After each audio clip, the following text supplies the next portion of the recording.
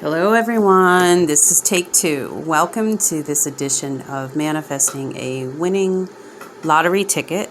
My name is Empress Pamela and this is take two. So you can see that I already just started scratching. I had a huge long introduction. I was talking about my kitten. You could see her. Pikachu. Pika. She is almost 7 months and she is probably 11 years in human years, and she's like terrible teens. So I'm trying to have patience and not let it get to me. But yeah, she's causing havoc a little bit, and that's what keeps me on my toes. Like I said in my first video, she is enamored with water, so we think that she was born, or I'm actually sticking to the idea that she was born around Halloween, so that makes her a Scorpio. So she's a water baby, a fellow water baby. I'm Cancerian sun and Pisces moon, so I got a lot of water in my chart, and I too am enamored with water, things such as the ocean, spiritual baths, etc. Speaking of baths, every morning she'll jump into my bathtub wanting me to run the water. Every time I wash my hands, she jumps in the sink or jumps on top of the sink. Yeah. Oh, and now she can jump from the floor in the kitchen to the kitchen sink, which is annoying. So we use a spray bottle to try to redirect her. And not only does she just play with her food, like pick each morsel out of the bowl and then play hockey with it and then eat it, she started like stepping into her water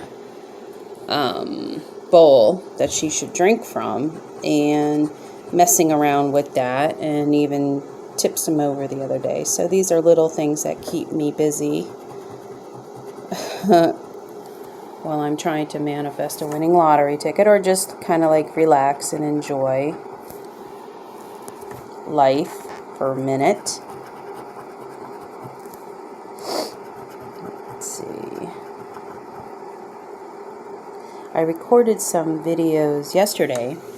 I had kind of wrapped up a lot of my You Need This Crystal, because I have a collection of crystals and I had gone through probably 98% of them, but I finally took the time to do a little research on the ones that I had left to do. So I'm posting those for like the first week of April 2022, so take a look at that. Some of them are pretty interesting and unique.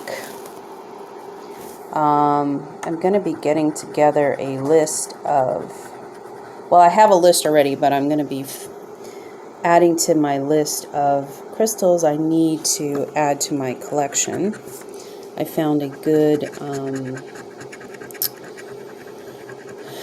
account on Instagram that has a really nice way of organizing crystals by whatever things you want to manifest, whether it's love, wealth, health, de-stress, that kind of thing, or by astrological sign, by color, all these things. And I'm going to take a look at their comprehensive list and see what I need to add to my collection. But as I've mentioned in previous videos, and I don't know if I've mentioned it in these manifesting videos, if you were to go to a crystal shop or a gem store or an esoteric shop and check out crystals, and you're drawn to a certain crystal, and you pick it up and you start manhandling it or putting it in your palm and feeling its energy, that is the crystal you need at that time. So I found this over and over. I would be drawn to a crystal, for whatever reason. I'm like, oh, I love this one. I don't know why. It's not that pretty or whatever. Something about it draws me in. And then I go home and I do my research and I go, oh my gosh, that's what I'm going through. That's what I need. There's a rhyme and reason why you are drawn to that crystal, the energy of it. So, if you're interested in crystals or have heard about them or haven't heard about them or whatever, you have a little bit of a curiosity about it, please check out my series of You Need This Crystal. There are crystals for manifesting, for abundance, if you want to manifest financial gain, abundance, all that kinds of stuff. But again, it's the intention that you set with the crystal. So when you're holding a crystal or you're placing it on one of your chakras or whatever, and you're thinking about how you want the crystal to work for you, i.e. your intention, that's what's going to direct the crystal, if this makes any sense, right? So you're using your mind, your thoughts, the energy, you're putting that energy in the crystal, and you're creating an intention. Why am I going on and on today? I swear. It's weird. It's weird. Sometimes I go off on tangents. I feel like I'm not getting any freaking letters, though. And I'm getting upset. Upset. They're supposed to be having storms today. So that's a thing. I want to stay home. I have to go to like a half an hour away and pick up equipment for a position I've accepted. I'm trying to stay open-minded because it's been a long time since I've worked, and since the pandemic started. And previous to that, you know, it was kind of on and off because of my spiritual awakening. Really kind of did a doozy on my mental health, my physical health, and then recently with having a cancer diagnosis, and going through cancer surgery and trying to heal, or actually healing from that. So it's been tough. And my healing, from cancer, I'm still trying to process that. And luckily I spoke to a counselor, so they provide assistance, mental health assistance for recovering cancer patients. I had one appointment and it went really well. And then I thought about it and I was like, there's so much I need to talk about and get off my chest, and just to have a sounding board and kind of thing.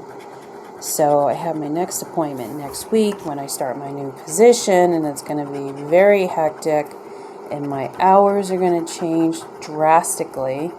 I'm kind of like a morning person, and this job requires me to work till midnight. I'm like, holy shit, I'm usually in bed relaxing by like 10:30. So this is total, I don't know, lifestyle reset, if that is a thing. And I feel like I'm going to need to really figure out how to continue healing, right? So sleep and all that's going to be very important to me. So I'm going to have to figure out how to manage the coordination of sleep, nutrition. I don't want to eat after 8 o'clock. I just feel like that's a thing, but somehow I'm going to have the energy to be able to stay up to midnight. Then, of course, when you're working, you need at least an hour to decompress. So then I'm like, okay, I want to be in bed by 1 a.m. Oh my God, I can't even. I'm really trying to figure this out. And I don't want to I just saw another P. I don't want to screw up. I want to give this job a chance, right? I have so much financial pressure, so much. I feel like I've had financial pressure my whole freaking life. But this is just exacerbated with medical bills and not having a job and not having money and having marital issues. Never even talked about that, but it's been really, really challenging. And I'm trying to stay optimistic. You know, I don't know how.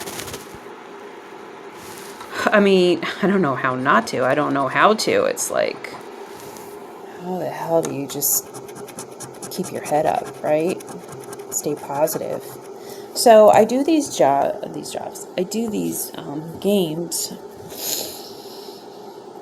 Maybe as a distraction. Maybe as a kind of hope, pie in the sky. Oh, I can win the lottery, right?